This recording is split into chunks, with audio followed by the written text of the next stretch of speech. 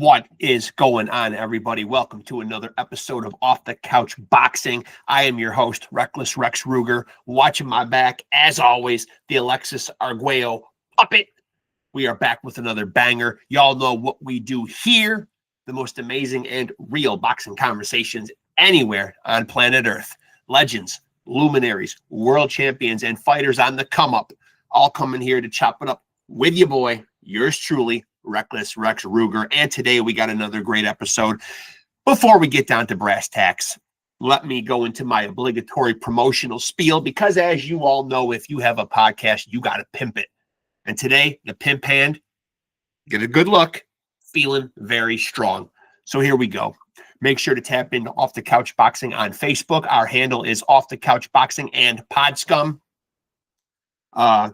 Two separate podcasts, one Facebook page. I got the boxing here, Off the Couch Boxing, and Podscum. If you're into the music, rock, metal scene, we got you covered over there. So you can check out information on both podcasts on that Facebook page, Off the Couch Boxing and Podscum. Same on Instagram, same handle on Instagram, Off the Couch Boxing and Podscum.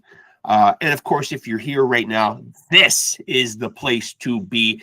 Facebook, Instagram, great promotional tools. You're going to get updates, snippets of these episodes, but this is where you're going to get the full episodes right here. So if you are watching me right now, please like, please subscribe, and please be sure to smack that notification bell.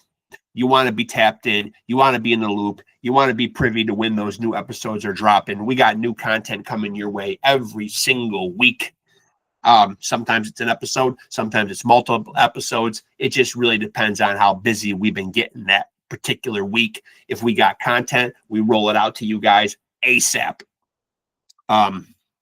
So, you know, and of course, if you see me confer with my guest, you know your boy won't edit that out, because where do I stand on editing? It doesn't happen on here. We keep it raw, real, and unfiltered. That's how we roll here on Off the Couch Boxing. So again, please make sure to check us out on Facebook. Please make sure to check us out on Instagram. And please lock in with us right here on YouTube. This is where you need to be. And my guest will be getting in here in a moment. At the time of this recording, it is Friday, November 21st. We've got that huge event coming up. Hopefully this episode will be out by then, but I'm going to talk about it anyway, just because it is the night before. It's going to happen. Ring 4. David Benavidez on the card versus Anthony Yard. Bam Rodriguez versus Puma Martinez. Abdullah Mason versus Sam Noakes. And of course, that big welterweight showdown between Devin Haney and Brian Norman Jr. Man, what a ridiculously stacked card. It's going to be absolutely incredible. Make sure to tune in. It will be on DAZN. It will be pay-per-view, because apparently the pay-per-view, the promise that Turki Al-Sheikh made about taking pay-per-view off the table, apparently they've reneged on that, and we are still going to have to pay those prices. I know it's made a lot of fans unhappy, myself included. I know nobody wants to pay pay-per-view prices. Who does? You know, that's what you got your DAZN subscription for. And this will be on, as I said, DAZN, but it will be pay-per-view. So you still got to go to your DAZN account, and then you got to press or lock in with the pay-per-view. My guest is here. I'm going to shut up. We're going to get down to it. Let's do it. Another episode of Off the Couch Boxing. Here we go. Hey, how's it going? ZENO, I just got to get you to get your camera up, man. You got to enable your camera. Let's see here. I think there's a camera icon down at the bottom of the screen there if you see it. Okay, here we go. Settings. Where we go? Camera.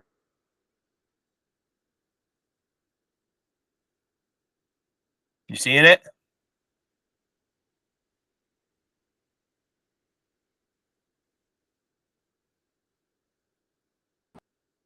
We got you, right? There, I just had you. There you go. Got you, man. Or do I have you? You might have to go out and come back in again. Don't worry, folks. You know, when we have technical difficulties, we always get them fixed. There's no crying in podcasting. That's always been my credo, and it always will be. We've suffered through many technical issues in the past, and, you know, we'll get them figured out. We always get them ironed out. Always. Just how we roll. And we'll get him in here. There he is. We got you now, man. After much difficulty. After much difficulty, yeah. How's it going, man? Going great. How are you, sir? Good. I appreciate you doing this, man. Thank you, man. And especially given the fact that you're coming off of a loss, man, which, listen, I was infuriated, man, because I wanted to see the fight go on, man. And, like, you were kind of like, hey, these are just a couple of little scratches here. Yeah, look, they're already healed up. You look great. See them anymore. But seriously, though, man, incredibly disappointing for you, though. Oh, yeah. And even the crowd was so pissed. They all booed when it was stopped. Yeah. It actually wasn't the referee or the doctor that stopped it either. They were fine for me to keep going. It was my cornerman, Coach Pat Berry. Okay. Which, it's because he's a great guy. You know, he's been doing this a real long time, and he's seen people get hurt really bad. Yeah. Someone even a couple of his boxers have like passed away before from sparring or whatever. So, I mean, I can't be mad at him just because he loves me so much. Yeah. But definitely, I had some choice words for him right after the fight. But I can imagine right away. Yeah, I can imagine. And before we dive into current stuff, I usually like to backtrack a little bit, man. So, like, what was your upbringing like, and how soon did you get a pair of boxing gloves on? Oh well, I really wanted to box when I was a kid, and my mom refused because I was always fighting in school. Yeah. And she's like, "There's no way I'm gonna let you learn how to box because you're already, getting in fights." And so I actually had to wait till I was an adult to sign myself up. But that actually seems like a creative outlet, though, or like a healthy outlet, right? I mean, go beat up dudes in the gym is better than beating them up in school or on the street, right? Well, that's what you would think, because first she put me in Taekwondo when I was like 12. Yeah. And I guess she said I was using my powers for bad. So she took me out of Taekwondo, and then it was like, no more martial arts or anything for you. Yeah, your powers were aligned with the dark side. Yeah. You're the Darth Vader of Taekwondo. So she's like, you got to wait till you're an adult if you want to do that, because she wasn't going to let me. So fast forward to when you do get a pair of boxing gloves on, like, when do you actually get into this, man? So you're kind of like late to the game. You're not one of these guys that started when they were really young then. No, unfortunately, I really wanted to. But I was around like 18, 19 years old. Okay. And I wasn't like serious right away. I just like wanted to learn it. And then eventually my coach, Pat Berry, is my first coach. He just wanted me to start fighting and going to amateur fights. And so did you have a long amateur career? No, because I was fighting at cruiserweight. I was a 200-pounder. And like 90% of the time, there was nobody at my weight. Yeah. So we had to start fighting at heavyweight. So I would have to weigh in with all my clothes on and with my phone and wallet. And I would take Coach Pat's phone and wallet and put it in my pocket. And I'd barely be 202. And then I would fight some guy that's like 260. So we just started doing that. But now you're making full heavyweight throw, right? I mean, because like this last fight, man, you weighed in somewhere in like the 230s, right? So like, what are you doing now, man? You've obviously figured out a way to carry the heavyweight, bulk. Yeah, I was gonna go stay at cruiserweight as a pro, and I was getting ready for a cruiserweight fight this year in April. I was losing a bunch of weight to go fight on Team Roy Jones. It was UK versus USA. Yep. It was gonna be all USA fighters versus UK. And then about 2 weeks before the fight, they called me to fight for the WBF heavyweight title against this big guy, Antonio Zepeda. Yep. And I accepted it because it was like 3 times as much money. Yeah. Yeah. So I was like 199 pounds, and I had to like put on a bunch of weight like last second. So that's why like I looked so small in that fight. Yeah. Yeah. But so you feel comfortable at heavyweight now, though? Oh yeah, like I feel good. We're doing more like strength training and sprinting and stuff, and Pretty much cruiserweights are heavyweights that just cut weight. So Yeah. I haven't Yeah. really noticed a difference in the power. Now, where do you stand now? Like this year, man, like you got 5 wins, all by knockout, man. So for people that haven't seen like what you do, if they look at that on paper, they're going to say, okay, man, this guy's a knockout artist. All his wins have been by way of knockout. Is that a fair assessment of what you do? Or would you like people to know that there are other layers to your game? I mean, it's a pretty fair assessment because I'm not like a finesse boxer. I'm more of a hard puncher and like a sniper who will catch you with one big punch, which is what I was trying to do this last fight. Yeah. Where do you think it went wrong in this last fight, man? Was there anything, that he was doing, or was it just really like the cuts? It was a couple things. So number one, if you look at my box rec, you'll see that my fight before this was at the very end of July. Yeah. And I weighed in at 211 pounds. Mm-hmm. And then after the fight, I ballooned up. I was like 260 because I just have a body type. I gain weight real quick. Yeah. And then they called me to fight Joshua Edwards. So I knew like I had to start losing some weight and getting in shape. And then this fight, I weighed in pretty much 240. So I had gained 30 pounds just in a couple months. So you can see it in my body when I'm fighting. Like I look kind of chubby and sloppy. Yeah. So pretty much the training camp wasn't like working on the skill. It was just trying to get me in shape to go 6 rounds. And now that you look back at it, man, do you regret taking the fight because you weren't where you wanted to be? Absolutely not, because I really needed the money. Yeah. It was my biggest payday so far. And like, yeah. I was so broke. All my accounts were negative and my job was like slowing down. So I would have took it even on one day's notice. Do you have any guys that you look up to, man? Or like, I know you kind of got into it, as a teenager, but are there guys that you look at as kind of like boxing idols, influences, heroes? Oh, 100%. Rocky Marciano. I always look up to him. I love that. I feel like we have a lot of similarities. They would compare me to him in the gym because he wasn't the most athletic, but he was just a guy who could take a punch and give a punch. Right. And I look up to him a lot. I definitely need to start training more like him and staying in shape. Yeah. But I would say that's kind of like my idol.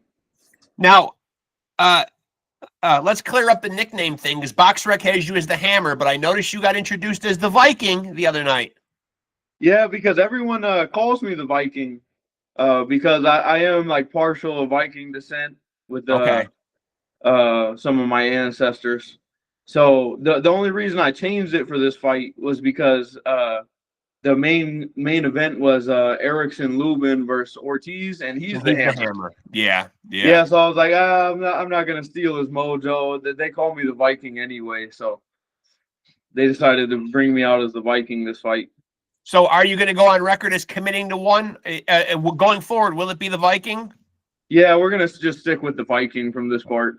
Okay. And you know what, man? That shows a lot of class right there, man. Saying, hey, it's Erickson Lubin's night, man. He's the Hammer, man. I'm gonna switch up nicknames. That's a classy move. It is. I don't think a lot of guys would do that. Yeah, and it's like I just go with the nicknames that people give me. Like I never made up my own. Like first they call me the Hammer, and they call me the Viking, and some other ones. But we figured we'll just go with the Viking this one. Not steal his mojo. And so, correct me if I'm wrong, man. You're 30 years old right now. Where do you feel like you are in terms of like your prime right now? Because you are kind of late to the. You got a late start in boxing. Do you feel like you're not even at your prime yet? Do you feel like you're in the midst of it? Where do you feel like you are physically as an athlete? Exactly. I feel like I'm not even at my prime yet. Because, like, for instance, me right now would totally beat the crap out of 21-year-old me. Yeah. Not even just because what I've learned, but I've just gotten so much stronger. Yep. Like, the punches don't stun me anymore. Like, even Joshua Edwards, he knocked out everyone in the first round. Yeah. Quick. Yeah. And, I ate some power punches from him, and I didn't really feel dazed or anything. Right. So I feel like I'm just getting stronger and getting better as time goes on. And, when I'm probably like 34, 35, I think that'll be my prime. And clear it up for me, man, because you were heard, telling the referee that you didn't want them to panic, that you do sometimes bleed easy, and you didn't want them to stop the fight. But what were the cuts caused by, man? Clear it up. There was a debate. Were they punches? Were they headbutts?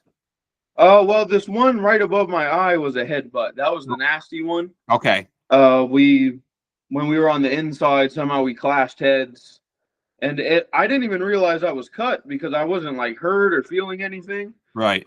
But I guess some blood trickled into my eye, and I was like blinded in my eye for a second. Yeah. But then I was okay. It flushed out, and I could see again.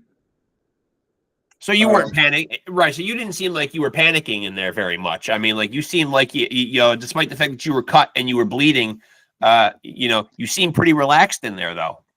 Yeah, like I wasn't totally gassed, and the punches weren't really affecting me.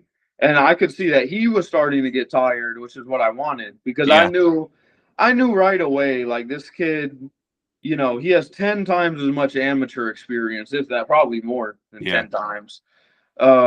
He's super fast, you know, Golden Boy's investing money into his recovery and his vitamins, and he has a dietitian. And I knew that he was going to be a lot quicker than me because they're already calling him the fastest heavyweight.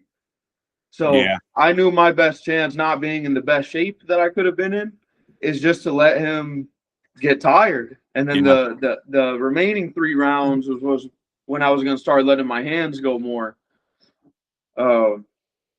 Which my coaches that's not what they wanted me to do, but but you're the one in there, though. You know what I mean? Like a lot of times, man, you got to make adjustments on the fly.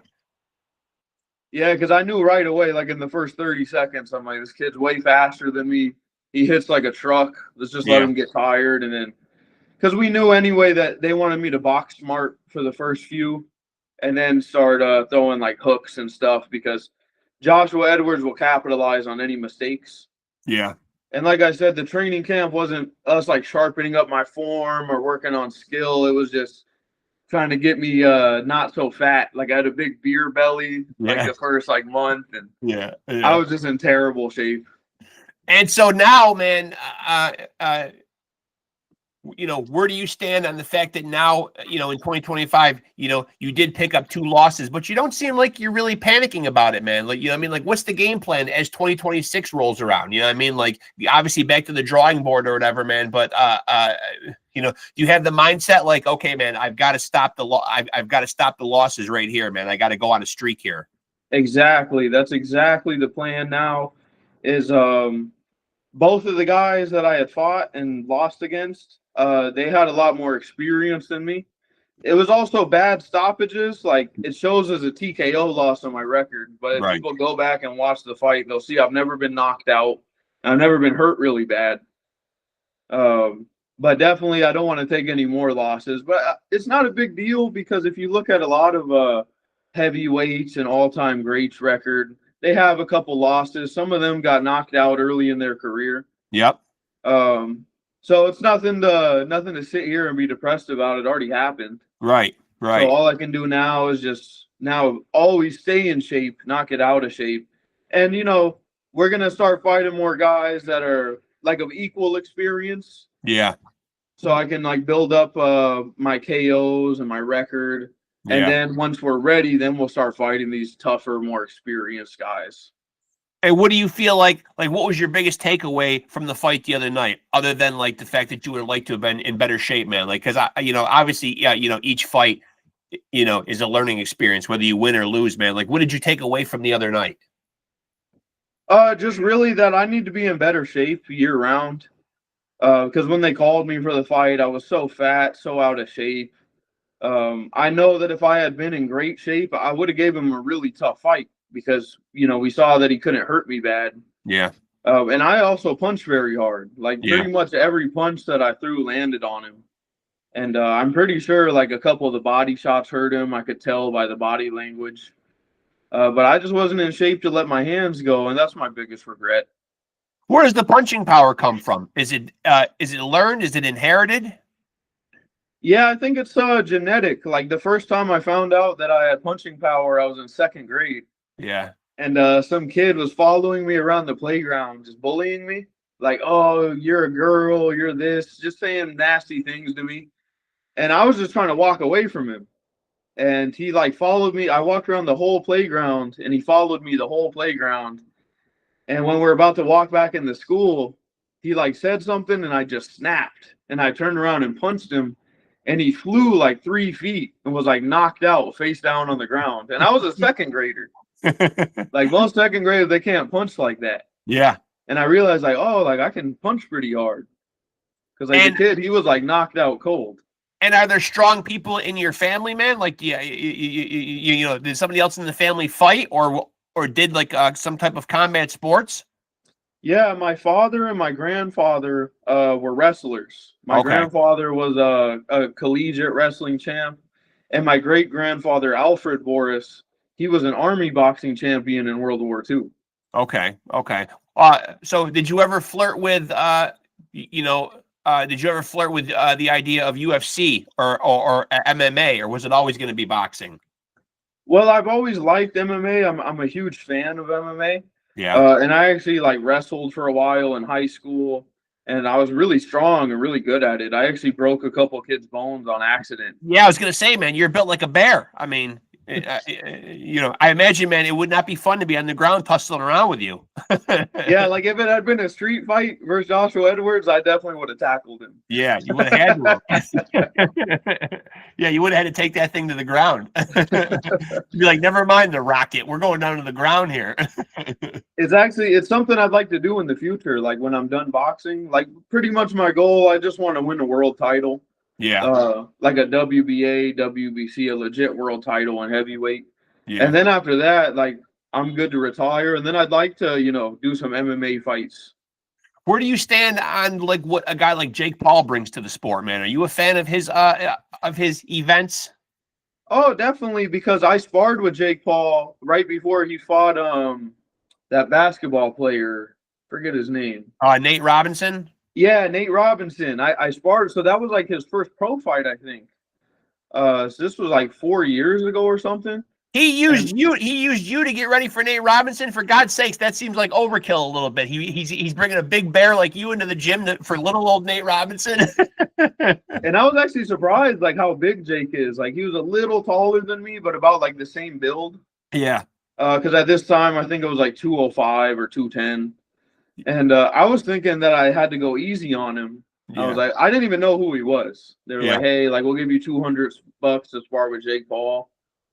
And I was like, okay. Like I needed the money, so I was like, sure. So I went down to Bones Adams' gym and sparred with him, and he was actually definitely a lot better than people think. So I actually won a lot of money on that Nate Robinson fight. Jake was an underdog. So I'm pretty sure his underdog days are over now. Although I don't know though, man, because now he's got the fight coming up with Anthony Joshua. Yeah, that's a tough one because definitely Anthony Joshua is the most formidable person that he's ever faced. Yeah, no doubt. No disrespect to Mike Tyson, man, but that was almost 60-year-old Mike Tyson. Mike Tyson would have been the most formidable guy if it was Mike Tyson, maybe, circa 1988, 1990. I mean, that would have been a different Mike Tyson, man. But yeah, you're right, man. Anthony Joshua right now, for sure, is the most formidable. I just saw on social media a couple hours ago their first official face-off, and this is the first time where it looks like Jake has really been the much smaller guy. You know what I mean? Like, a lot of the times, he's been at least the same size as his opponent, if not bigger, man. But this time, he's given up some size. Yeah, Anthony Joshua is huge. 6'6", 245 pounds, solid muscle. Yeah, just a big difference fighting that guy. Yeah, I mean, but you like, so you like what Jake Paul does for boxing, though.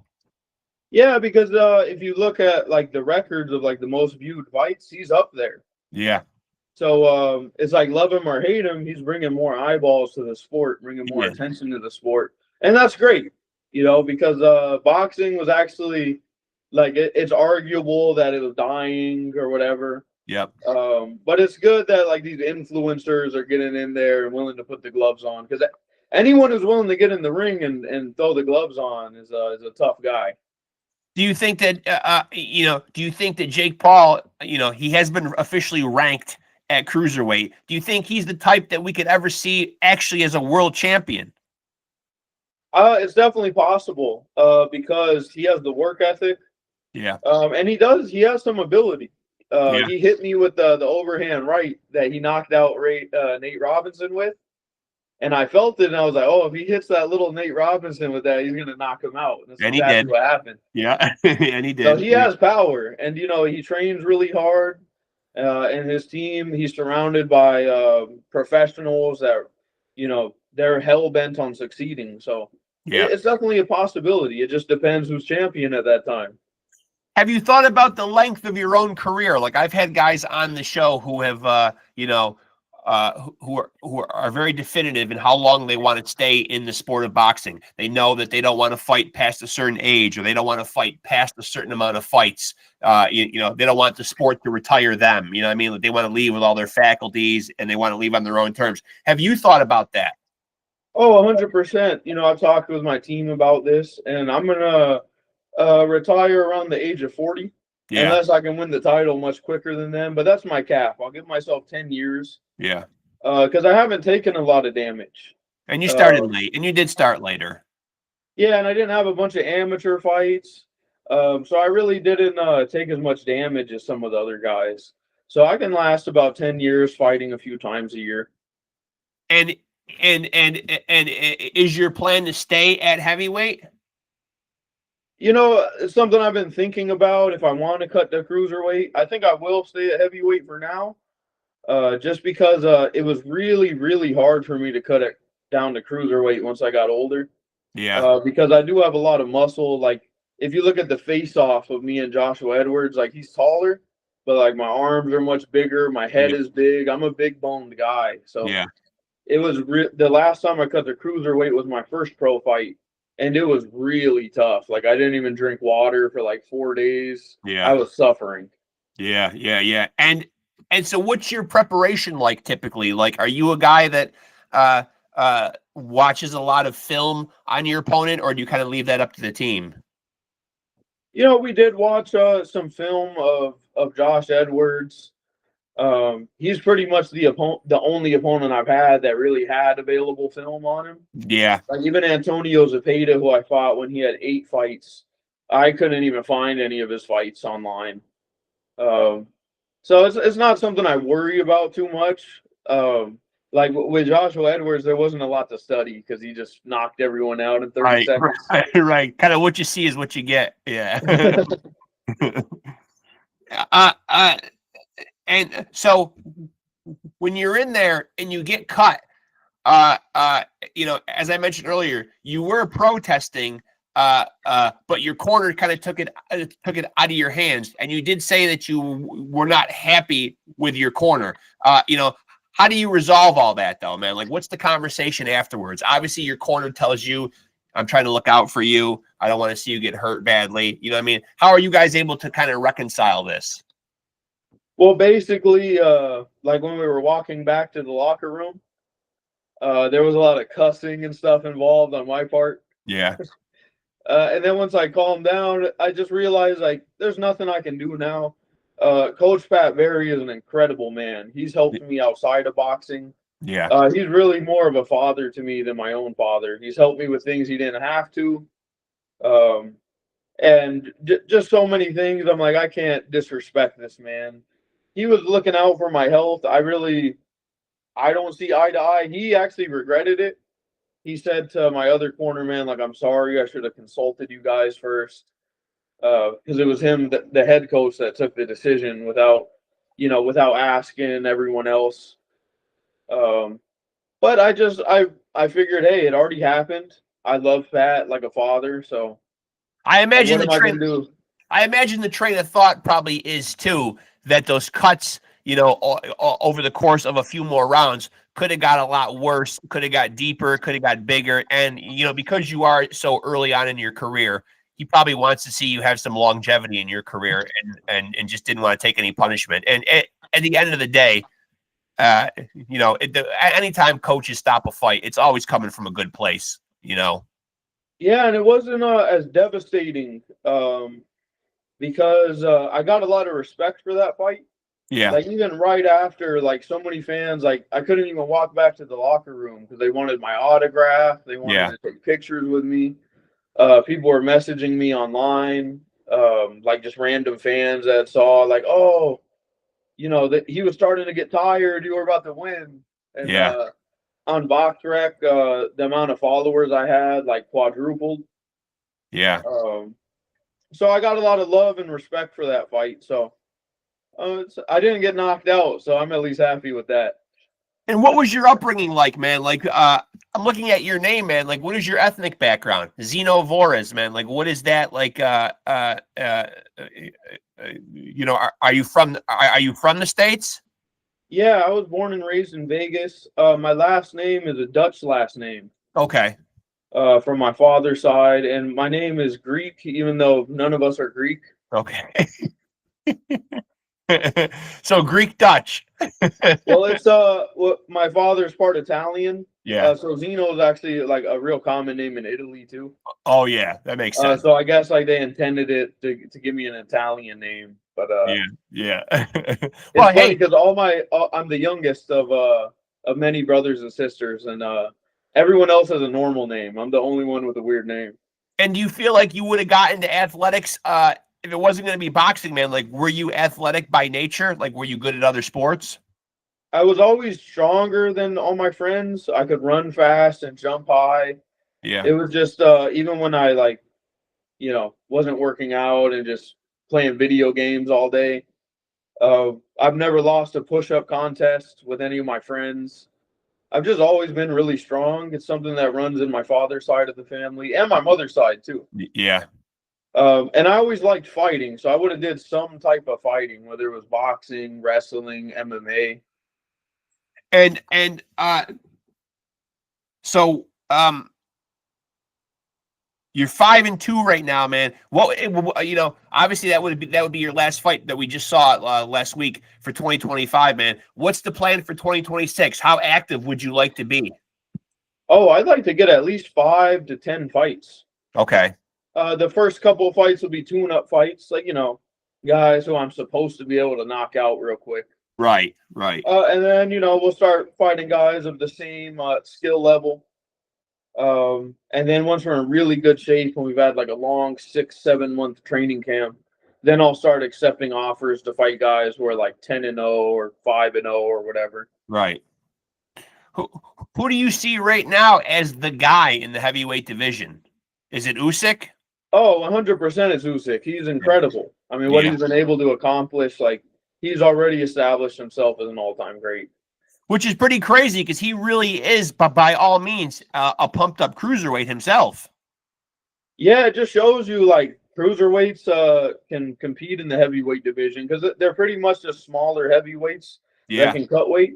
But it's like I met Ernie Shavers about 5-6 years ago or more before he passed, and he was a real small heavyweight. He was the same height as me. One of the hardest punchers ever. Yeah, in fact, he ranked #1 by some sources that he hit the hardest. Yep. And he had to eat ice cream every day to even be just 200 pounds. Yeah. He wasn't even like 220 or anything. He was a real small heavyweight. Yeah. But yeah, he hit harder than George Foreman and all those other guys allegedly. I don't think Rocky Marciano was all that big either. 180, 190 pounds at best.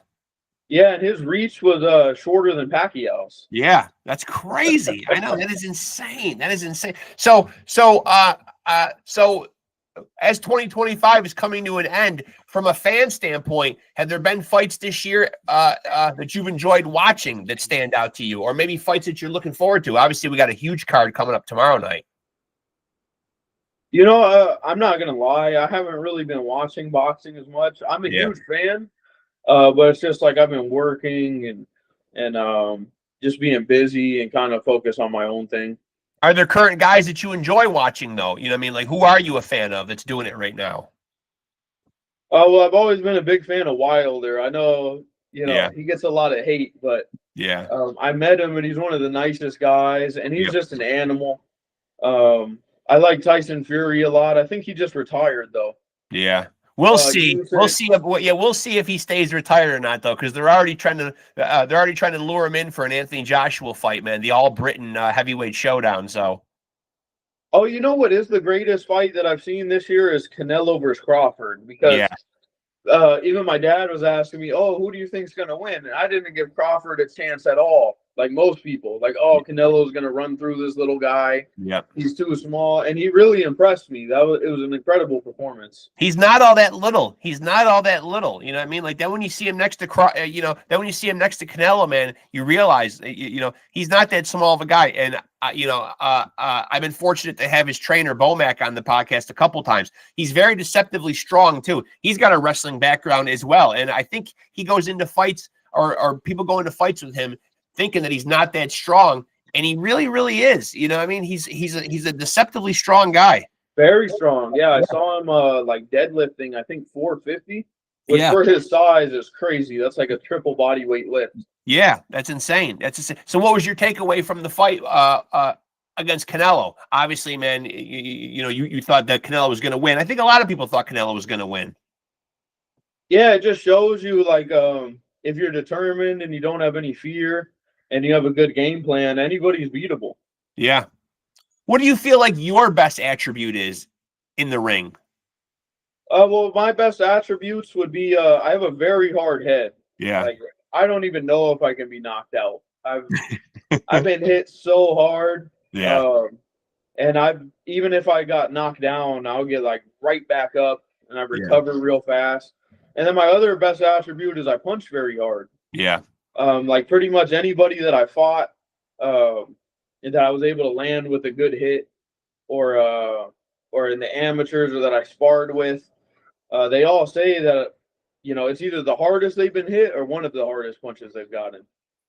And what attributes would you like to improve upon? I need speed. I definitely need more technique, more movement. Yeah.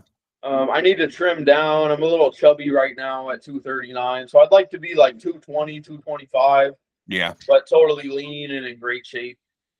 So at 225, do you feel like that'll give you an advantage, even though we are seeing a lot of the heavyweights of today are just gigantic guys? You know what I mean? Like, you mentioned a guy like Anthony Joshua, 6'5", 6'6", 240, 250. A guy like Tyson Fury, 6'9", 270. I mean, we're seeing a lot of these guys that are gigantic. Do you feel like 220, an in shape 220, is the best place for you to be? Yes, because as long as I can improve my speed and agility, that'll be a major advantage. Yeah. Because a lot of those big guys, they're just so slow. They are. If you can just move good, like Usyk, he's not a really big heavyweight. I think he's 220, 230. Yep. And he has so much movement and agility that they can't even land a solid punch on him.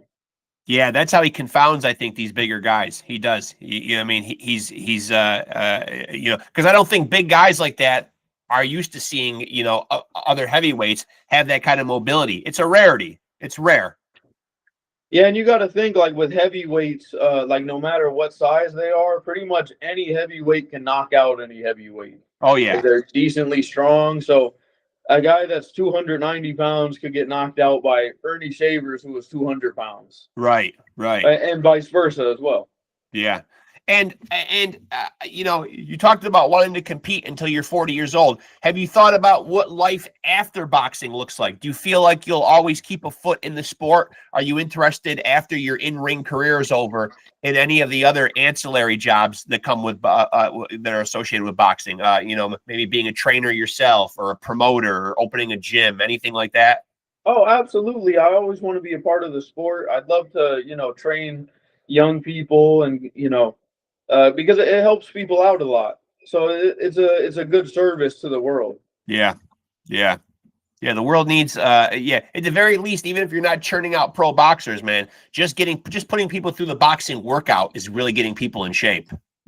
Yeah, or even being a good manager, because a lot of managers like screw you over, and they just want to make a few bucks off you real quick. They don't care if you get killed in the ring. Right.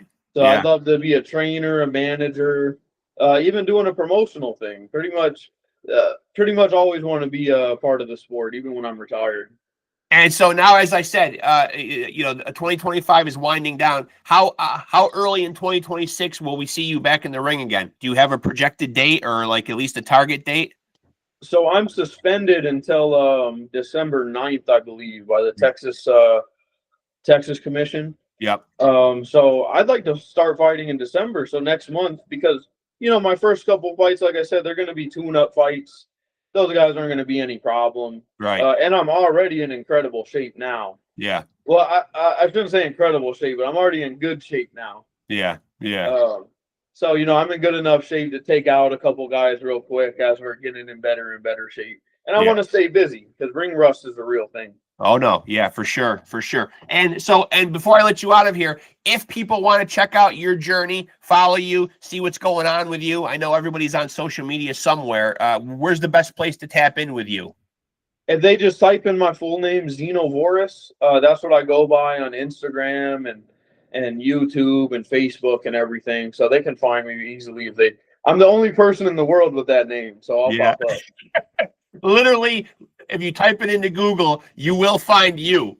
Yeah, exactly. There's no ZENO VOORIS like across the world. Like it's just me. Yeah, He's cleared up all the confusion for you. You're not going to find anybody else but him. Listen, man, I appreciate you doing this, though, man, and I really enjoyed watching you fight, man, and I'm glad we got a chance to have this conversation, and I've got your number, man. Please stay in touch, man. I'd love to do this again as your career keeps progressing, man. I'd love to have you on again from time to time and chop it up with you. Yeah, definitely. I'd love to be back, and thank you for your time as well. Yeah, absolutely, man. My pleasure, man. We'll do this again for sure, my friend. Sounds good, sir. Have a great rest of your day, and I'll talk to you soon. You too. Thanks, Zeno. Good talking to you, brother. Thank you, sir. Later. And there he goes, folks. ZENO VOORIS, the Viking. Let's clear that up right now. No more the Hammer. We are now going by the Viking. And you got to say, man, what a great move, man. Saying, you know what? I'm on Erickson Lubin's card. He's the Hammer. I'm going to, I'm going to acquiesce. I'm going to back off and let him be the Hammer because he is the Hammer. And I'm going to take the Viking. And now going forward, it looks like ZENO VOORIS is going to be the Viking. Heavyweight fighter, 5 wins, all by way of knockout. Just lost last week on the Virgil Ortiz, Erickson Lubin card. A disappointing loss because it was, as he mentioned, his corner stopping it due to cuts. That at the time didn't seem that bad, but as he said, his manager is like a father figure, really looking out for him. And you got to respect that. You got to respect the judgment of your guys over in the corner, man. And you know that stoppage is coming from a good place. They're looking out for you, man. So, all respect to Zeno and the team, man. They will be back. They will be back better than ever. It sounds like Zeno is in a good place. 2025, he did pick up a couple of losses this year, man, but it sounds like he's physically and mentally still, despite a couple of setbacks, in a good place, ready to ramp it up for 2026, man, and go back to the drawing board and fucking right the ship. And I'm rooting for him, man. I mean, how could you not, man? Just a fucking great guy, great conversation. Really enjoyed getting the chance to chop it up with him, man. So keep your eye out for ZENO VOORIS making big waves in the heavyweight division. And who knows, maybe dropping down to cruiserweight. Who knows where he'll end up. As of right now, though, he is a bona fide heavyweight and one to watch out for, man. So appreciate him coming on here today. Now I'll go into my obligatory promotional spiel one more time for you guys. I know I got it in before Zeno got in here, but let's give it another shot. Make sure to tap into Off the Couch Boxing on Facebook. Again, our handle is Off the Couch Boxing and Pod Scum.